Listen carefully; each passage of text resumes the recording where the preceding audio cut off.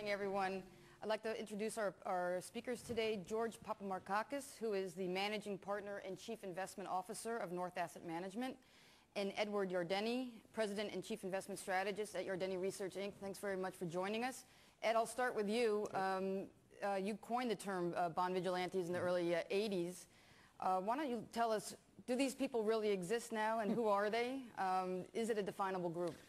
Well, I consider myself to be sort of an anthropologist that has been studying this tribe for quite some time, and I think they exist.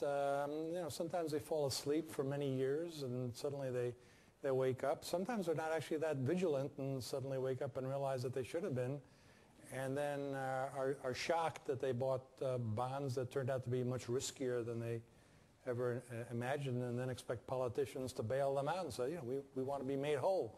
I think that's what's going on in Europe right now. But yeah, I think they exist. They were certainly around, I think, in the 80s. We had a few episodes where inflationary expectations rose, the bond yield rose right away, and with a lag of a few quarters, the nominal GDP growth slowed down. They didn't have to do much in the 90s because inflation declined, and the Clinton administration was so concerned about the existence of these people. Bob Rubin basically told Bill Clinton, you can't do all these things. You can't do all the spending and run all these deficits because the bond market won't let you do it. So they kind of disappeared, if you will. I mean, that's when you really couldn't find them because there wasn't much need for vigilantes to take